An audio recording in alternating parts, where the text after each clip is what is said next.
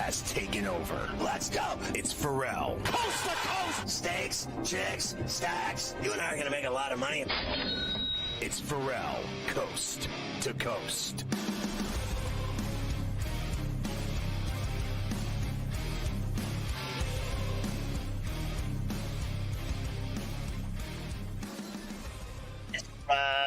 On the bench, coast to coast, in the biggest way possible, hanging out the bad seed, the broken the bad apple with a bad attitude. We are live in New York City, the Big Apple. Ooh. People dressed in plastic bags, directing traffic, some kind of fashion jacket up. Yeah. Ooh, woo, woo.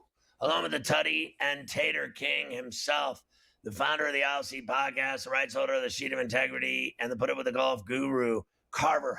Hi this afternoon, ladies. Frank the Tank running it with Luke. I am your father. The rundown on a Misery Monday, a double shot with Morency from British Columbia in this hour. And within this hour, Denny Bernstein, Elvis will be in the building talking about the draft and free agency. And then in the second hour, Tim Benz from the Pittsburgh Trib Review. Huge deal today in the NFL, Carver High. A stunning trade. And I actually like the trade. It's between the Steelers and the Dolphins. It is between the Steelers and the Dolphins. And yes, happy Monday as we get going here today. Big NFL trade, as you mentioned. Let's get down to business with the particulars. The Pittsburgh Steelers will get Jalen Ramsey into their defensive backfield. They'll get Jonnu Smith, tight end as well, who, of course, had a huge year for the Dolphins last year. He's had a lot of history with Arthur Smith, the Steelers' offensive coordinator. And then going back to Miami, second time he'll be going, there is Minkah Fitzpatrick. So there's a couple of low-level picks involved here too, Scotty, but really the meat and bones, Ramsey and Jonnu Smith for Minkah Fitzpatrick. You like the deal for the Steelers. Yeah, I think the Steelers get a 7th rounder in 27, and the Dolphins get a 5th rounder. Is that right? In 27, something to that effect. So it really is all about the Steelers getting rid of Minkah Fitzpatrick, who I have to be honest with you. Like, I like Minkah Fitzpatrick. I thought he was a good player.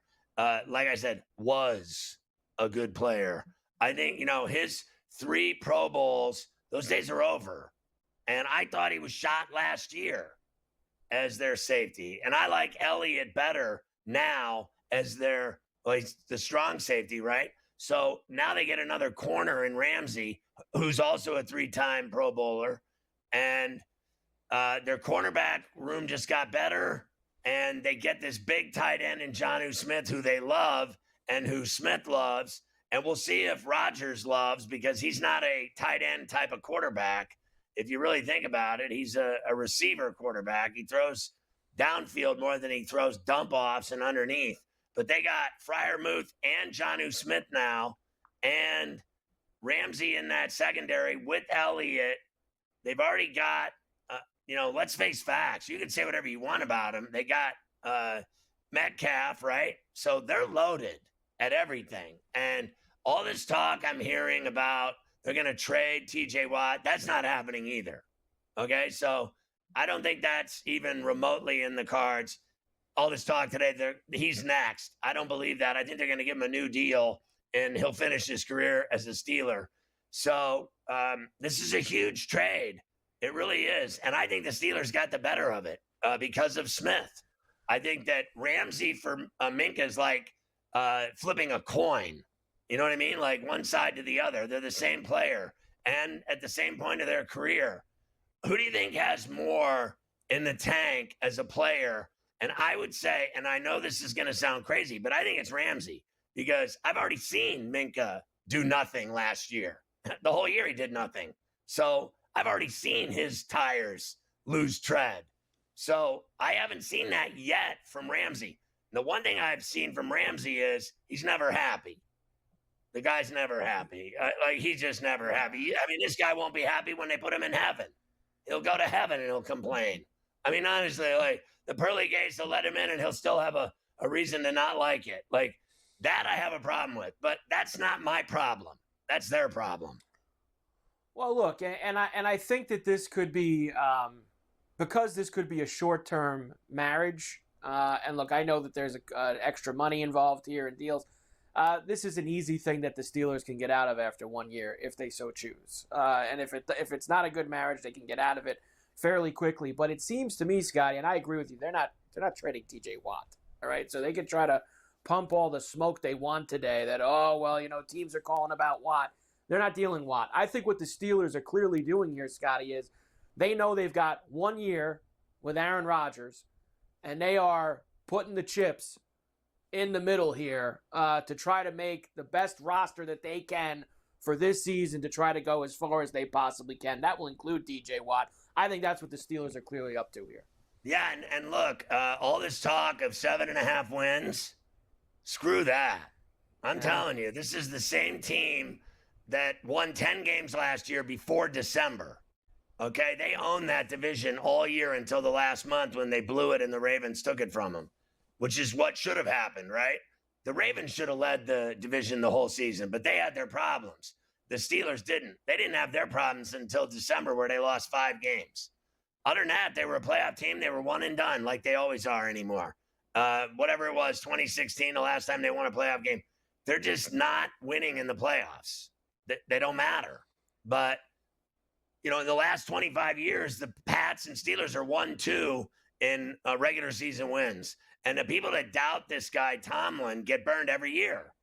They all say he's not going to win this many games, and he always does. He's not going to make the playoffs, and he always does. I mean, it's like, it's 8 out of every 10 times, right? They go to the playoffs. So I think they're loaded. And people think they suck. You know what? I think the Bengals suck. And I think the Browns suck. That's what I think. I think it's still the Ravens and the Steelers in the North. It certainly seems that way to me. I think that the Bengals made no improvements on the defensive end. Really, we know That's the Browns right. are the Browns. So I agree. The Steelers are very much going to be involved here as we go forward this season. And Rodgers, and it's all about all these guys staying healthy. If Rodgers and Ramsey and these guys are on the field, T.J. Watt, they're on the field, Steelers will be just fine. And they'll be there like they always are in late December and play in January. And they got to finally crack the egg here and win some playoff games, which they haven't done in a while. That's really what it comes down to for the Steelers. They've been making it every year. They just haven't been finishing the job. So we have that today. NBA free agency, I guess, technically starts at 6 o'clock with the legal tampering that's going to be getting going. The NHL free agency is tomorrow afternoon.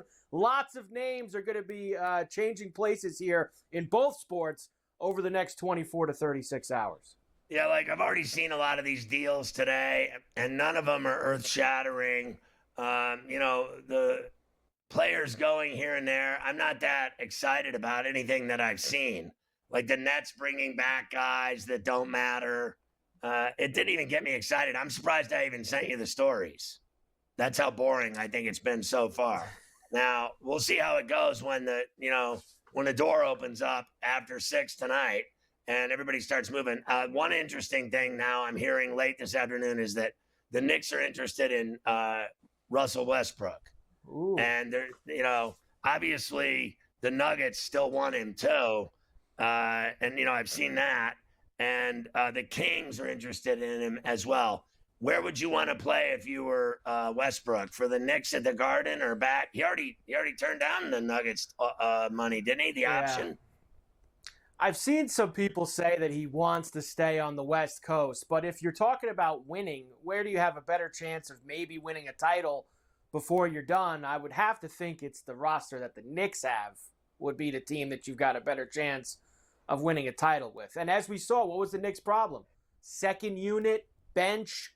That's something that he would drastically improve if he were. Well, we'll see if they can get their hands on him.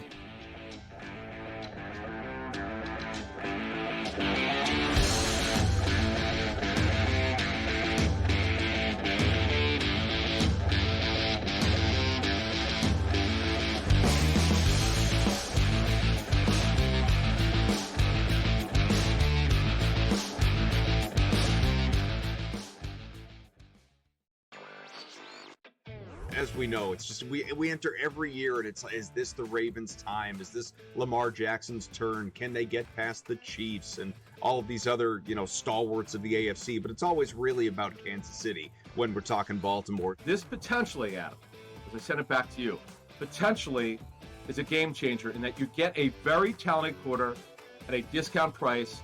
Newswire, only on SportsGrid. Oklahoma City now becomes one of 4 NBA teams ever, one of 3 NBA champs ever, to win at least 84 total regular season and postseason games. It's just the beginning, Ben, and you just look at a team with, these guys at such a young age, and, Chet's got a team option, Ismail Dieng has a team option, Jalen Williams team option, Keyshawn Wallace team option. Hey, Ben, they're all coming back. The Early Line, only on SportsGrid. We are seeing unbelievable temperature surges over the past couple days. So I wanted to ask you this question to let the people know, how do we account for that in our handicapping?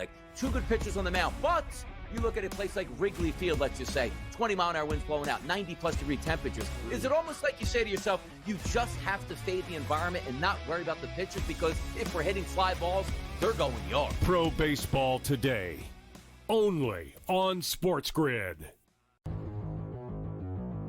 It was the first time, I think, in Dodgers history that the ballpark was full in the first inning. Everybody was there to see Shohei Ohtani throw his first pitch as a Dodger, and I had mixed emotions about this for a few reasons. Number one, it was a reminder of, wow, this is so crazy, right? You're watching him hit 98, 99, even 100 on the radar gun going, this guy's not human. Nobody should be able to be this good of a hitter and this good of a pitcher. Fantasy Sports Today, only on SportsGrid.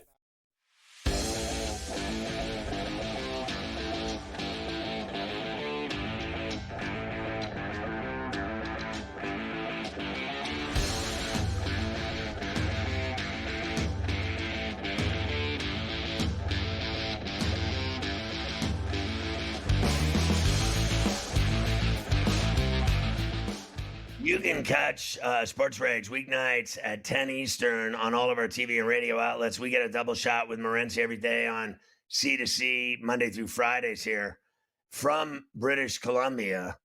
You're telling me that Evander Kane did a deal with the Vancouver Canucks, and he was in Vancouver, and he was out at a restaurant, and what happened? The details are still kind of thin right now. There's a few eyewitness accounts online. You never really can be sure what happened. I don't know. There's basically somebody got in his face in a restaurant last night that was getting in a lot of other people's faces. So I don't know if it was a specific attack, but this has happened before, Scott. Milan Lucic, who's a pretty big dude, bro. You know Milan Lucic, he's like one of the meanest players in the NHL. And he's mean. He's serious. He's like Brad Marchand, except big. He's a mean son of a bitch, He's like that dude. 6'8". Yeah, and he's from Vancouver. Oh, no, I was thinking of, who was I thinking of, that big defenseman? That's Milan Lucic. Oh, that's Zdeno Chara. But that's Milan Lucic. Yeah, he's like 6'7", 6'6", 6'7". Yeah, the tough guy fighter, Lucic. And he looks like a goon. His face is all crooked. I wouldn't fight him, ever. Yeah. He's from Vancouver as well. So was Evander Kane. These guys go out in their hometown, and I don't know if people want to test them. I don't know if they're just at the wrong place at the wrong time all the time. But this is why I bring it up, Scott. You and I, we talk about the taxes stuff. Bro, it's different. When you play for a Canadian team, you can't go out for a dinner in the middle of the summer without someone getting in your face. Hey, you're overpaid. Hey, this and that. Hey, you lost in the Stanley Cup, huh? Right? Dude, you play for the St. Louis Blues. No one knows who you are. You know what I mean? You play for the Vegas Golden Knights. Nobody cares. You know what I mean? Right. It's like, you're on the Knights. Good for you. I don't know. I've never heard of you. You know what I mean? They don't know. You know what I mean? You play in Vancouver. You play in Montreal. You play in Toronto. You can't even go out for dinner in the summer, Scott. It's another reason why players, dude, there's Canadian players that play for Team Canada. They have it in their trade clause. No Canadian teams. So what did Kane do when he was confronted and somebody got in his face? What did he do? Well, some people are playing it up like he was a hero, that he intervened in something else, actually, and stopped it from getting crazy. So I really don't know the details. I don't want to speculate. People are trying to piece it together here right now. It's really like hasn't been picked up. Like it's only really in the Vancouver media that there was an incident with Evander Kane. And the thing is, there were a lot of people in Vancouver that don't like him and they didn't want to sign him, right? Like they always got this baggage. He's a bad guy, this and that, and all this other type of stuff. And, you know, if you remember, Scott, he got sued. His ex-wife accused him of stuff. Right. Just because you get accused of something doesn't mean it's true. You know what, Scott? His wife also just sued P. Diddy in this thing. All right? Yeah. It sounds like she's a little lawsuit happy to me, bro. You know what I'm saying? Like she's looking for the easy way out. Evander Kane, P. Diddy, we got a theme here, guys. She was at one of the freak-offs, supposedly. All right. So we got a pattern here. So you know what? This whole Evander's a horrible person thing, I guess a little bit overblown, I think. But, you know, it is what it is, Scott. Hockey player. I don't see what their problem is with him. And they got him for $5 million, Scott, on a one-year deal. What are you bitching about? Cheap. He's making $5 million, guys. Should be making $8 million, but because he's got baggage, he's making $5 million. I mean, it's a blue light special deal for the Canucks. He'll make it better. It really is. It really is. $5.1 million, no problem at all there. And he's from Vancouver. He just had a kid. He's not as crazy as he used to be. But that was the whole thing. And it's like, oh, yeah, here we go, right? He goes out to dinner. What's next? They're going to kidnap his kid in Vancouver? Is that what's next? You're going to tell me by Friday? Who knows? I imagine what's next is he gets a call from the Canucks and say, listen, dude, why don't you eat at home, man? Like, you know what I mean? I mean, come on. Listen, I'll tell you what. You better pick your battles better if you're some, everyday Joe, think you can take this guy on in a fight. He's going to hurt you. This guy's a big, bad mother Ferraller. This dude will F you up. That guy has been in so many fights. He knows how to fight. And these people, most people have no idea how to fight. He just pull your shirt off your face and just pull your shirt. And, he just grab your shirt. And then knock all your teeth out of your face mouth. And then bang, bang, bang. I mean, honestly, the rabbit punching alone, you'll lose like 3 teeth. I mean, this guy, I wouldn't mess with that dude. Lyle Odeline, a former NHL player, big dude too, mean dude, big farm boy type of guy. Yeah, played for the Ducks, the Canadians, big tough dude. I was with him at a bar once after a game, and they lost, the Canadians. People were walking by, good game, Odeline, like chirping and stuff. Oh, you guys lost today, you know what I mean? I think it was ironically the Ducks they lost to, actually. No, it was the Senators. Rick Bowness was there. That's why it was Rick said. Yeah, so Rick what did he do? He didn't do anything. No, he sort of he was getting mad, and he told me, he goes, Montreal, man, and he goes, this bar is crazy. He goes, we come here after we win, and people want to have sex with us, and we don't pay for a drink. We come here when we lose, and people want to fight us, and he started laughing. Yeah, people are nuts. Listen. I don't know, why do you want to fight a hockey player? Seriously, I don't know, why? You must be stupid. But that's the thing, and the hockey player's in a tough spot, Scott. What's Evander Kane going to do? Beat your brains in a restaurant, and you're going to get sued after? And, they're in a no-win situation. I used to hang out with a lot of UFC fighters, and same thing, man. People be chirping UFC fighters in a bar and stuff. It's like, bro, why are you doing this? How stupid are you? Why are you doing this? You want to test yourself? You're going to lose, right? I had one guy, he made $90,000 a fight, and some guy was really chirping him in a bar. And my buddy told him, listen, you give me $90,000 and I'll be glad to kick your ass in the parking lot. But I don't fight for free, right? That's what he told the punk in the bar. You know what? So Matt Hughes put me to sleep at Stern. I was on Howard, scary and guy, he came to the studio, and he's like, and everyone was like, come on, Ferrall, you can do it. Let him put you to sleep. And I'm like, oh God, these stupid radio gimmicks. and I was like, all right. So the guy, he literally got behind me, and I was out cold in 5 seconds. I was out cold, and it was awful. And then the other one that got me was when they had me get shocked with 50,000 cc's in my tuchus. I took a electrocution. Yeah, I wouldn't want to be doing that. Yeah, that didn't go well either. They have that on film and the footage of that. That didn't go well either. I haven't done any crazy zany radio bits. Carver High and I call them zany.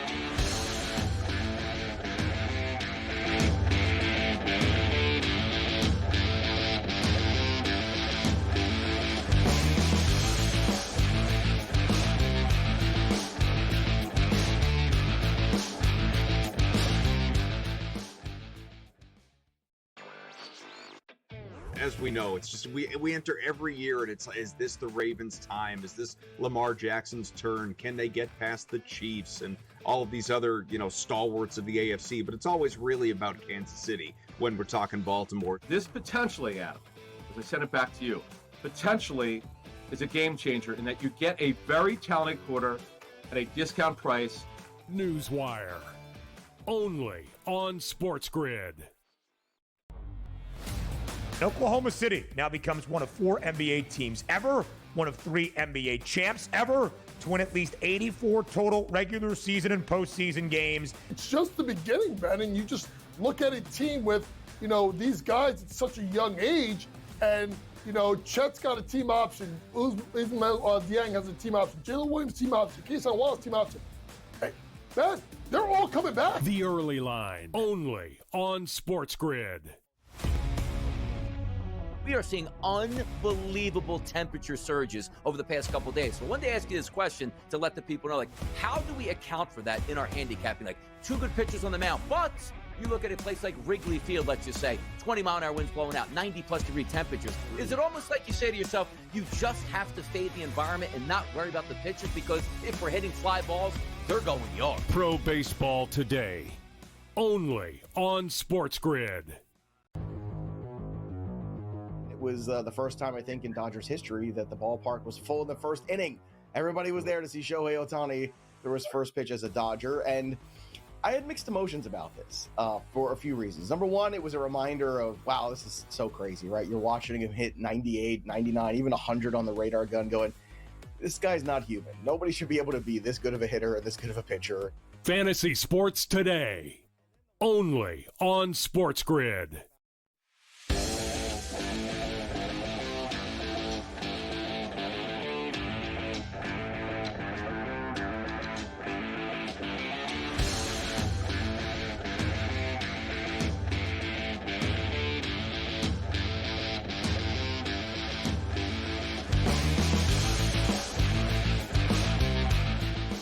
All right, we're talking to Morency. A couple things. One, NHL free agency starts tonight as well as the NBA.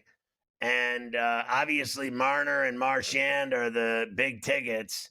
What are your thoughts on that? And what's your thoughts on the Minka Fitzpatrick for Jalen Ramsey and Jonnu Smith trade today between the Steelers and Dolphins? I tell you what, you have to be excited if you're a Pittsburgh Steelers fan right now. Right? They are clearly sending a message that they want to win football games now, right? Listen, Fitzpatrick is a hell of a football player, and I like Ramsey. Ramsey played well last year. He's clearly polarizing. He's one of these dudes that kind of like Evander Kane, actually, to be honest with you, right? He's going to be on a team for a couple of years, and then he's just going to sort of he's going to get bored with it. You're going to get tired of him in the room, and, it's time for a change. And I think that's the situation there. But I like what the Steelers are doing, Scott. I think there's reason for optimism. The win total 7.5. That's minus 180 to the over. So the new win total is really 8.5 right now. Plus 100, over 8.5. I mean, Tomlin, wins double-digit games on a yearly basis. I don't see why this football team can't. There's a lot to like. And I think Aaron Rodgers as well. There's a different Aaron Rodgers here. Going into the New York Jets, Aaron Rodgers was the guy. He never played a down for them, and he was running the organization, the coaches. Let's bring this guy in, bring that guy in. He's not running the Pittsburgh Steelers. And I think that Aaron Rodgers was humbled a bit last year. I think he feels grateful that he's landed in such a favorable situation with the Pittsburgh Steelers, that the Steelers showed that they wanted him. Right? They waited it out. There was a risky move. Let's say Rodgers decided to do Molly and stay in Egypt or something like that. Then the Steelers were stuck, with Mason Rudolph, right? They said, no, you know what? We think he's going to play for us. I got this. And Rodgers, spoke a lot about how it's hard not to like Mike Tomlin, right? He just basically said, speaking with Mike Tomlin, it's hard not to respect the guy. And he earned my respect. Right? He has my respect right away. So I think Rodgers is much more part of the team as opposed to the diva. Remember, he didn't show up for the training camp in New York because he was doing his thing. That won't happen here, right, in Pittsburgh. So, and Rodgers has something to prove, right? I don't, he's got a great legacy and stuff, but like a boxer, we've kind of forgotten it. You know what I'm saying? Like we forget. Like even me, I'm like 4-time MVP. I don't remember all those really. I'm like, okay, I guess. Yeah. Like you say so, right? But it's been a while. And the last couple of years, he's been known more for controversy than for football. I think he wants to play football now, Scott. That's the vibe I get from seeing him on the Pat Show, which that's as honest as he ever is, right? And I think he's excited to play football for the Pittsburgh Steelers this year.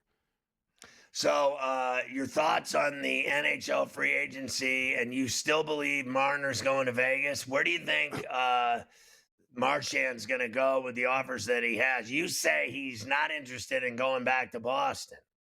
No, I don't think he's going back to Boston. As far as Marner is concerned, he's the best free agent on the market. He's the one sort of superstar on the market. He's got a decision to make. Does he take the most money? He could take $14 million from Columbus or something like that if he wants. Or let's say, does he take 12 to play on Vegas, which is tax-free, and it works out to the same? There's a lot of moving parts here, but, I thought that Dubas would be aggressive. I was clearly wrong about that with Pittsburgh. That's another story. But Marner seems hell-bent on the West Coast, Scott. We keep on hearing L.A. Kings, Anaheim Ducks, Vegas Golden Knights, but Vegas are technically the best one of the bunch. Vegas want to be good. They need to add some new talent to that roster. Everybody, you and I talk about it. Why wouldn't you want to play for the Vegas Golden Knights? Right? You live in Summerlin. You live in, whatever. You live in Henderson. You live in a beautiful house.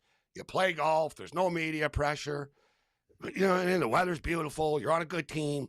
The travel's not bad. You're playing the Ducks, the Kings, the Canucks. You're flying around the West Coast only. It's all connected. There's a lot to like about it. The thing is, Vegas don't have the money. Like they're so pressed, and Vegas always manipulates the cap. You're not allowed cheating with the cap anymore. They killed that with the new CBA. So they can't cheat with injuries and stuff anymore. So they need to do a sign and trade with Toronto. But Toronto doesn't need to do it, Scott. They got to like the players back. I think they're going to end up doing it so they get something instead of losing for nothing. And Marchand, I don't see why he would leave Florida, but the Toronto Maple Leafs had a lot of money to offer him, Scott. And that's what it comes down to me. The Panthers are the least for him. Bennett got the 8-year deal from the Panthers. They can't give all these big deals to everybody. You know what I mean? Yeah, you're right.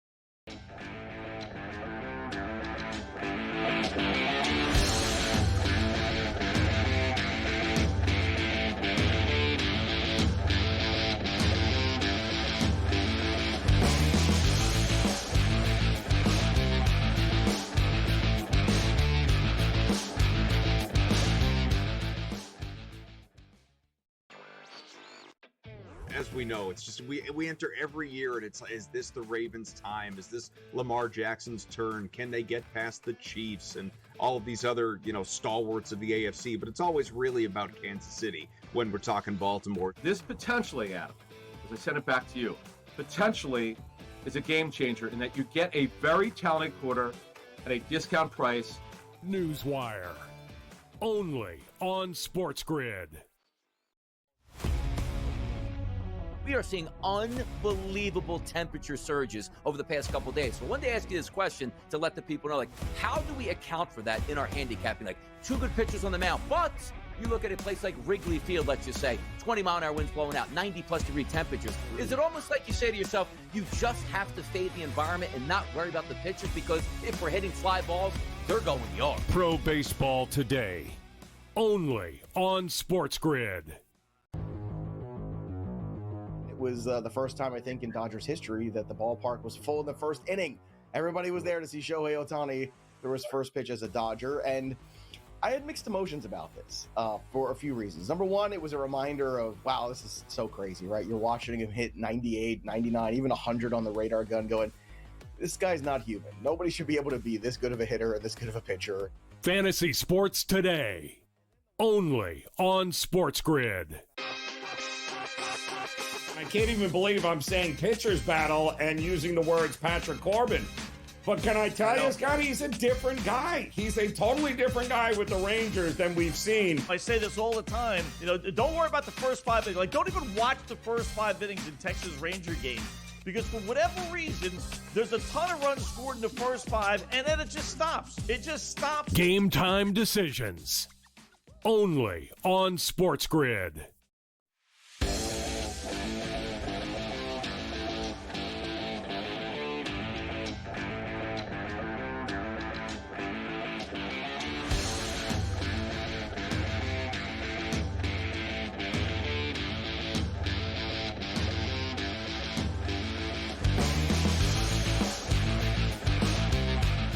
Elvis is in the building. Denny Bernstein in the fourth period and NHL radio on Sirius XM as the free agency begins tonight. And we're coming off the draft in Los Angeles at the Crypt.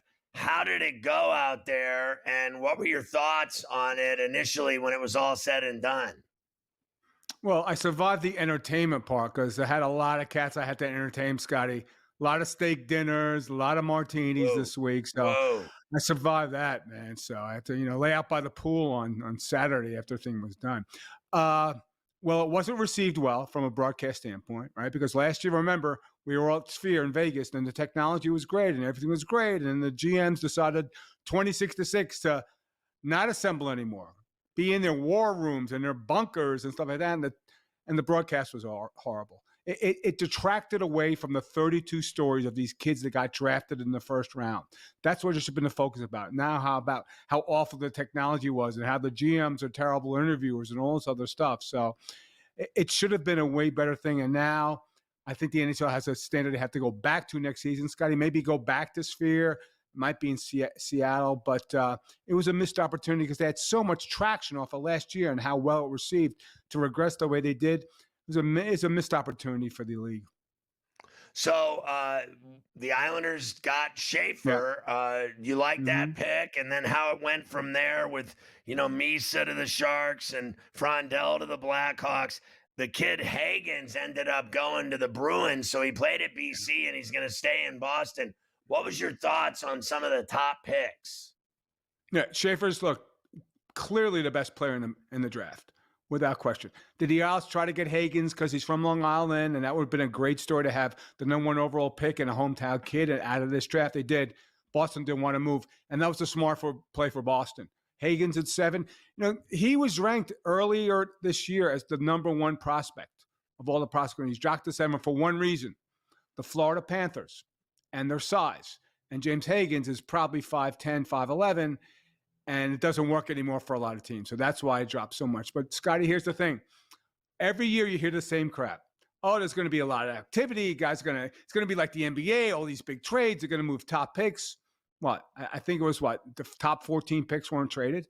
No creativity, nothing, no excitement, right? No internal excitement. So the picks went the way I thought they would go if you look at how these players were ranked. But, some of these teams that try to get out of the bottom half of the league, creativity, there wasn't any. Maybe it happens in free agency now. Free agency starts tomorrow, as I mentioned, along with the NBA free agency. Maybe there'll be more excitement around the free agency than there was around the draft, because to be honest with you, from an excitement standpoint, it was really disappointing. So this guy Dubas with my team, the Penguins, a lot of people were surprised that with that first pick that they had at 11, they had 11 and 12, that they took the kid Benjamin Kindle, the center from Calgary in the W, and he had 99 points, but after it was said and done, everybody said it was a bad pick. Well, they might need a center, Scotty, because he might trade your number one center. He might tap out. So I think that's the issue. So you're still selling me that Crosby's leaving the Penguins? Scotty, I'll say that. No, I'm not selling you that. I'm telling you he's not happy in the direction of the franchise. Right, because this is it's the only team that's sent a clear message they're rebuilding. Because they are. They're rebuilding. It's okay. It's fine. How much of the taste of losing is Sid going to tolerate? Because it's been a couple of years, Scotty, and it's going to be a couple more years. He wants to win, right? And I know over the weekend, George LaRocque put out the stuff about here's the boys were in Vegas. They were at UFC. So him, Nate McKinnon, some other cats were they were in a cabana hanging out. Oh, Sid and Nate McKinnon are together? Oh, they're trading him to Colorado this weekend. No. Yeah, I know Sid's agent. Yeah, I know Sid's agent, Pat Brisson. He's like, then, there's nothing going on. Could that change? It could change because the one concern, and you're right, Scotty, get used to a lot of losing as a Pens fan. Like, it's going to be a rebuild. It might be 3 to 5 years, and will Sid be around for that? I doubt it. So that's why you hear the chatter about Sid not being happy or possibly being traded. Yeah, I've heard all that. And it's just been going on. It really has been going on for a year now. We've been hearing about that they're going to trade him, and they don't. They don't want to. The problem I have with them is not keeping him, because I think they will. The problem is that they're stuck with Malkin and Letang, who both look shot. And now let me ask you about this. So they gave Ekblad, right? They just gave him a deal. Is that right? Did they give him 8 years as well in Florida? Because they gave Bennett 8 years and a lot of money. Did they give this guy the money as well? Now, how do they get Marchand if they did both of those deals? Well, they can get Marchand by moving around a couple, but they probably have a little bit of. Here's the thing. Would the offer the Florida Panthers give Brad Marchand be the top offer in the marketplace if he goes to July 1 tomorrow? No. So he's going to have to take a haircut. He's going to have to take not really a hometown discount. He only played there a couple of months. He'd have to take a discount off the market price to come back to Florida. The question is, does he want to play in Florida? Scotty, I don't know. Did you see all the images? Did he look like he was having fun? Does he want to try to go defend the title? He does. There's a lot of reasons to stay, and not because of state taxes, because this is a winning culture. Like, it's easy to live in that marketplace. You live in Fort Lauderdale. You live, on the Intercoastal. Like, nobody bothers you. You can walk down the street. You can go to the elbow room, have a few pops, go back to your place. Nobody bothers you. It's a really great place to play. And for people to say state taxes, Scotty, I want to say one thing about that. The Panthers went 26 years without winning a playoff round. So did it help them for 26 years? No. Guess what happened? Brilliant GM, great coach. They traded for winning players. That's the formula to win, Scotty. That's what wins you. Not, Steve Goldstein, who's their play-by-play guy down in Florida, said, you know what the state taxes get you? A nice pool in the backyard. That's all it does. It's not why these players are making decisions to move around. There's still a hard cap. I just don't buy that. But yeah, I think they want to keep all three in Florida. If they do, that's a hell of a way to defend your title. So you're telling me Goldie on ice has a nice swimming pool? Scotty, I was invited to the after party at Goldie's house after they won. A select few. Goldie's he's the man. I've been friends with Goldie forever. He's one of the OGs. He is. How about this guy getting 2 rings? Like, it never ends. Him and Randy Moeller, 2 of my favorites in the booth for sure. So is Gabe right about Marner? It's done deal with Vegas? Yeah, because now there's leaking. There's all this chatter about them being fined for tampering. Like, okay, so he's not going there, but there's possibility that the Leafs think that you're tampering. Yeah, it looks like it's a done deal. There was some reports about maybe 4 years, but Elliot Friedman, the best in the business, came out this morning and said it might be actually longer. I don't see. Look, LA was definitely a target. I know a guy like Drew Doughty wanted to have him on the team, but it looks like there's a clear path, especially trading Nick Hague. They might have to trade Nick Waugh maybe to Toronto to appease the Leafs. So, yeah, I think it's a clear path of Mitch Marner landing in Vegas within the next 24 hours. So who else is hot on the burner in terms of free agency? All I've heard about is these 2 guys. Who else is out there that we're going to see moving? Scotty, people losing the lead here. It's not about the free agents. It's like all the guys that are up for extensions. Connor McDavid's up for extension. Like, Jack Eichel's up for extension. Real Kaprizov's up for extension. Panarin in New York is up for an extension. Will he get traded? The free agent class isn't great, like a Nick Ehlers or a guy I love, Brock Besser. It's those guys. Like, how much is Connor McDavid's extension going to be? I think that's more a big story for me than a couple of these really good players, not great players, that are hitting free agency tomorrow. You think Ehlers will get offers? Yeah. He'll get $8 million a year. Maybe Boston would be a nice landing spot for him because they need a lot of offense. That team's kind of a mess right now, and it'd be a nice replacement for Marchand at the end of the day. So Corey Perry at his age, what'll he get? He'll get $1.5 million. He might get $1 million plus bonus incentives. He'll probably go back to Edmonton. He thinks he has another shot to win with that team, and I don't blame him. All right, great stuff, Elvis. Great job on the draft, on free agency, on the playoffs. Always good to see you, my friend.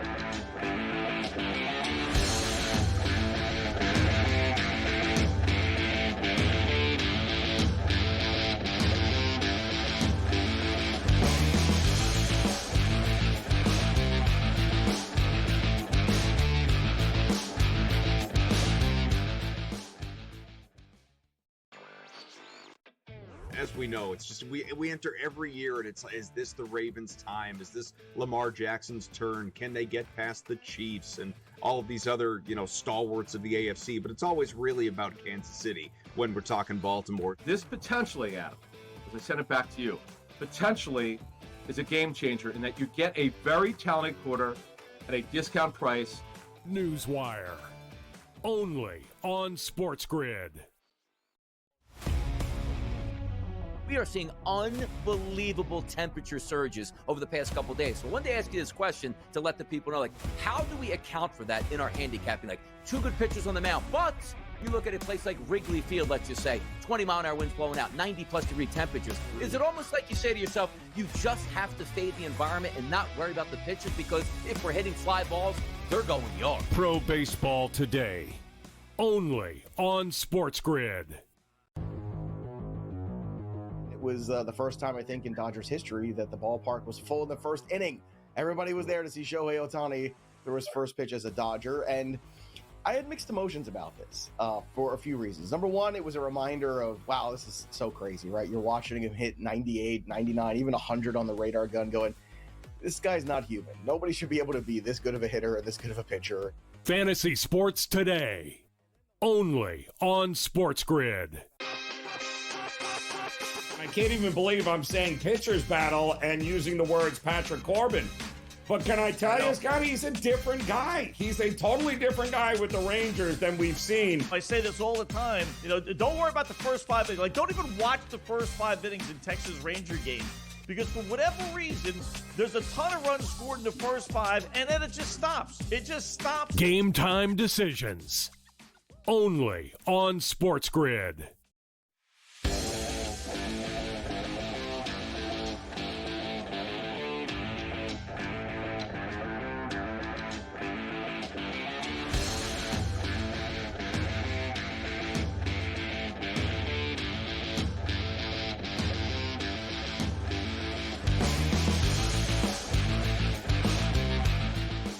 All right, so Carver High, who's this kid, Gavin McKenna? He's the top pick next year in the NHL draft. Right. So it seems like next year is going to be one of those drafts where the number one pick is going to be talked about all year. That's this kid, Gavin McKenna, who I believe is deciding between Michigan State or Penn State to play college hockey this year. I think that there's a bit of an NIL bidding war, I guess you could say. For his services, it sounds like. So he visited both schools just over this past weekend. Those are believed to be the only 2 on-campus visits scheduled at the moment, but it sounds like he's going to be the guy, no doubt, going number 1 overall. And I think the Penguins are trying to make sure that they're in the mix to get that top pick with the way that they've been operating. Well, you know how so far. It works with ping pong balls. It doesn't matter how bad you are. The Islanders had a 1% chance to get the pick, and they got it. So I don't believe in any of that nonsense. Tank for more ping pong balls. I don't buy that. I agree with Denny that the Penguins are going to stink because they already stink. They've stunk for the last couple of years. They have basically, in 2018, they went back to the playoffs after they won the Stanley Cup back-to-back in 16 and 17, right? They went back to the playoffs. That's the last time they've been in the playoffs. Isn't that right? I mean, that's correct. Yes. They're awful. Correct.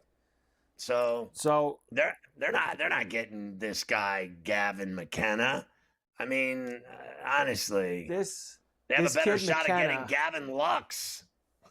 This kid McKenna was the WHL and CHL Player of the Year at Medicine Hat this past year, Gavin McKenna. And he's going to play a year, probably 1 year in college hockey, wherever that is. And then I would guess whoever takes him first overall next year will have him in the NHL in short order right after that. So that'll be the hot name for next year's NHL draft. And you talked with Denny about this, and you obviously put it through. The Ekblad deal is 8 years, $6.1 million per year for Ekblad to go back to Florida. So they get Ekblad and Bennett back in the fold off of their Stanley Cup championship team. And the interesting thing, remember this, Denny kind of said to you about Marchand. He's going to have to take less, but think of it this way. Marchand is towards the end of his career. Right. You know, him taking a little less and, you know, only taking, let's say, a 3-year deal or something like that to go kind of finish his career there. That's not bad for Florida and paying him a little more. Like these deals, these 8-year deals for Ekblad and Bennett, the last 4 years of those deals are probably not going to be very pretty in terms of what you're paying those guys and when they get older. Marchand, it's worth it. It's 2 or 3 years. You try to win another cup or two. At the very least, get him back there for one more year, you know, and go for it because they can win it again. Like they got Bennett and Ekblad back, and if they added this guy again, they're locked in. That's it. They don't need to do another thing, and they just go try to win it again. 4 years in a row in the Stanley Cup final. I mean, I mean, that's the Islanders. That's the Islanders is what that is. If they go, because they lost one, they won twice, and now they'd be going for 3 in a row. 3 in a row doesn't happen in the NHL. And you know what? I'm done listening to. I'll just say this. I'm done listening to. They've just played too much hockey because they've played so much damn hockey in the last 3 years, but they've been in the final all 3 years. And everybody says, oh, there's no way they can keep doing this. They have to be tired. There's no such thing when you like winning. I don't believe it. Like, guys, here's what they need to do is get in the playoffs, and then they go to work because they really are a switch team. They can flick a switch and win. They know how to win in the playoffs. All they have to do is get in. So what they need to do is, I thought they did that a little bit this year. They just winged it in the regular season. They lost all the time in the regular season. They didn't care. All they needed was enough points to get in, and they knew the damage they were going to cause. They finished 3rd in the division. Remember, I mean, they were not concerned about having home ice or having anything like that. Kachuk didn't play the last 2.5 months of the season when he got hurt at the Four Nations. Marchand barely played until the last 2 weeks of the season until they got him acclimated a little bit. So I think you're right. I think that the turning the switch on starts to apply when you see teams like this that start going back year after year. That's a team that you could say can turn on the switch and they can just let it fly. And they know exactly how to do it and how to get in, and then they know how to win it. Let's face facts. The only team that gave them a run for their money was the Leafs. They kicked everyone. Yeah. They kicked the Lightning's ass. The only team that gave them problems was the Leafs. And it got ugly at the end, but so did the Stanley Cup final. What happened is they just took over both of them, and that was the end of it. Well, they, like you said, they obliterated the Lightning, the Carolina Hurricanes, and really at the end of the day, Edmonton. And the funniest part is Toronto really did play them the toughest out of anybody in the playoffs. And they basically were like tearing the city down and ripping the team apart after losing. And they were closest to probably beating Florida this year. They were so much better than the Edmonton Oilers were in the Stanley Cup final. It wasn't even funny. Like the Leafs gave them a way better series than the Edmonton Oilers did. And I thought who gave them the worst series, I don't know what was worse, Tampa or the Canes. I don't know which one was worse. The Canes. It's all right though. The Canes will be they'll be favorite to beat Florida and win the Cup next year. They're favored to win the Cup, and they never win the Cup. They're already favored. They're gonna win again. They did win it once, though. I'll give you that. They won it once, but this group hasn't won it. This Brindamore team with Aho and all these guys, they never win anything. They've been favored to win it every year the last couple of years. Every single year, and they never get it done. How in God's name can you favor anyone over the Florida Panthers in the National Hockey League? It's embarrassing. You can't. They should be the favorites until they lose next year. If they do, they should be the favorites till the Cup. Until then, until someone knocks them out, they should have been the favorites the last 2 years. When they went and lost to Vegas, then they went and won, then they went and won. They should have been the favorites all this time.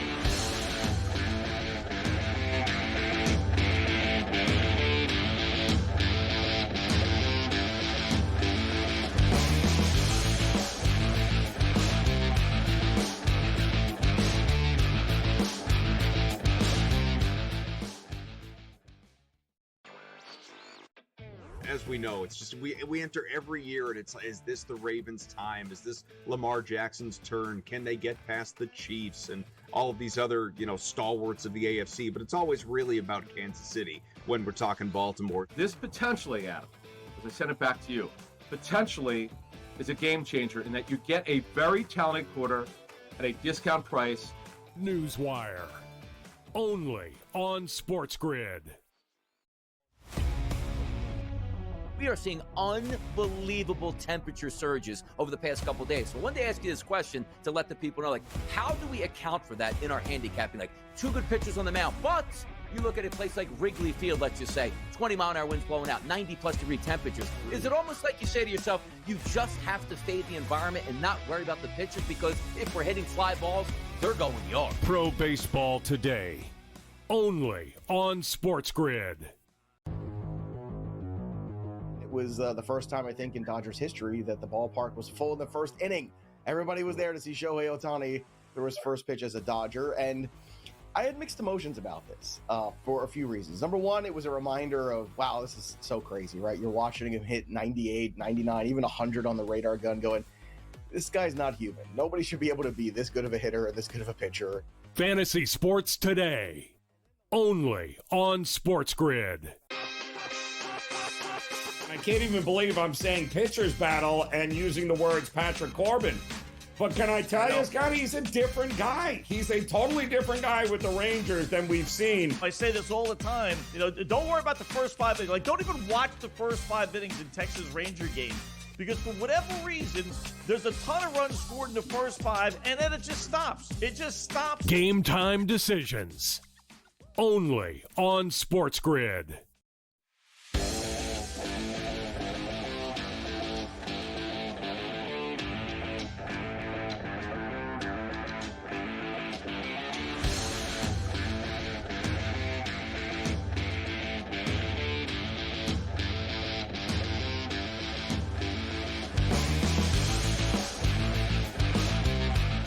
All right, Cover High, let's go back to this trade between the Dolphins and Steelers and hit the ground running on that. Yeah, you're gonna talk to Tim, of course, in a couple of minutes. So we'll just go through this one more time before you do. Miami sends Jalen, Ramsey, Jonnu Smith, and a 2027 7th rounder to the Steelers. Minkah Fitzpatrick and a 2027 5th rounder going back in the other direction. Ramsey gets a raise with the trade. He'll make $26.6 million this season in Pittsburgh.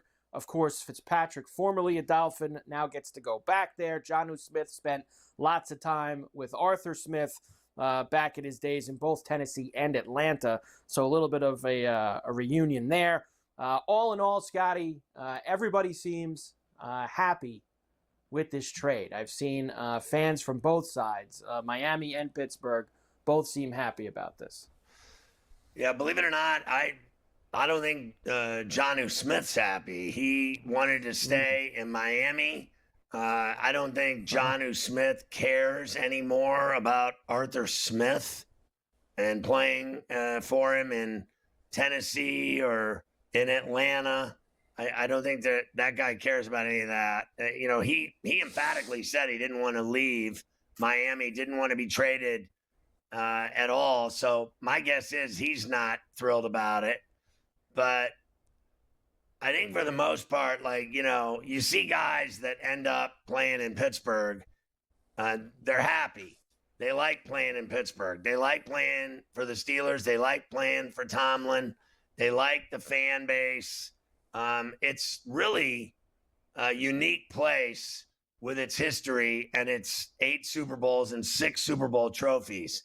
It's one of the iconic franchises. That's what Rodgers said. He's like, to play for an iconic franchise, he said, I played for 2 of them, the Packers, and now I'll play for the Steelers.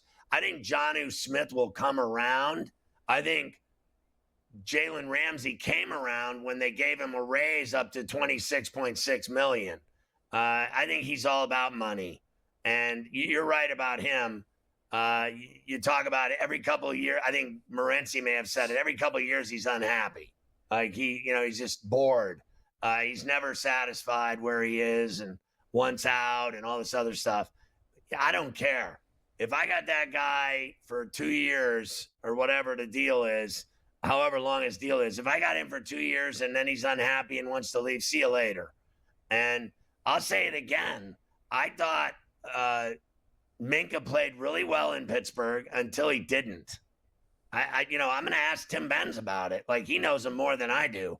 But I've gone to a lot of Steeler games, and I have tickets. I go, and I was there, and he just wasn't making plays.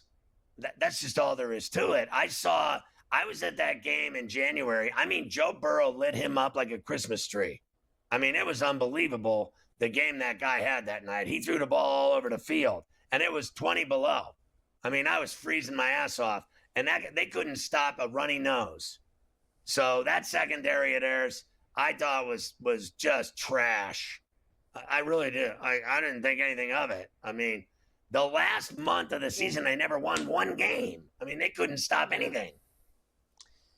And now look, I mean, it's going to be completely revamped, right? Because let's not forget, not only do they have Ramsey, they got Darius Slay too earlier in the offseason. So you're talking. I like Darius Slay.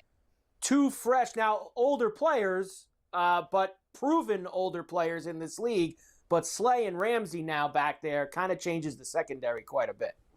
Both of those guys can still flat out play in the NFL, and they're both, massively experienced.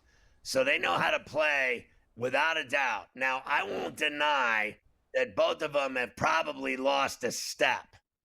You get to that point where you lose a step.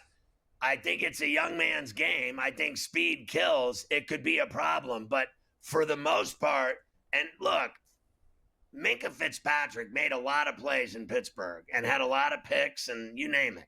But last year, I thought he hit a wall. I think all these guys eventually, when they get to a certain age, they hit a wall and it's the end of the road. And, when you're Jalen Ramsey and somebody's giving you a raise to $26.6 million a year, I'm taking that and loving life. I'm laughing as I'm eating a tomahawk steak at dinner that they gave me all that money when he already knows he's lost a step. They know when they've lost a step and they don't matter as much as they used to. That's just all there is to it.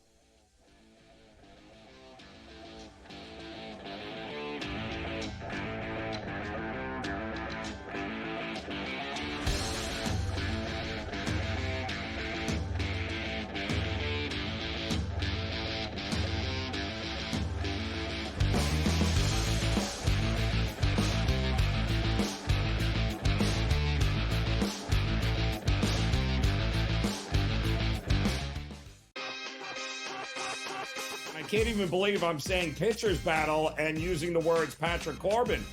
But can I tell you, Scott, he's a different guy. He's a totally different guy with the Rangers than we've seen. I say this all the time. Don't worry about the first 5 innings. Like, don't even watch the first 5 innings in Texas Ranger games. Because for whatever reason, there's a ton of runs scored in the first 5, and then it just stops. It just stops. Game time decisions. Only on SportsGrid. No way that I'm betting on the Cleveland Cavaliers for any reason whatsoever. No. Ever. Like, when they had LeBron James, it was a different story. I think Spider's great. He's no LeBron. I don't see him carrying them to a title. And I don't believe in the Knicks at all. The Knicks never get it done. Ferrall coast to coast. Only on SportsGrid.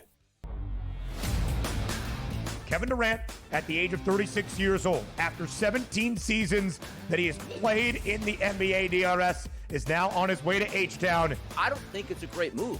I wanted him to go to a ready-made championship team full of a veteran roster and see if he can ring chase that way. Not to go to an organization on the come-up that if you just stay the course, and also, what better blueprint do we have than just staying the course and okay, safe, right?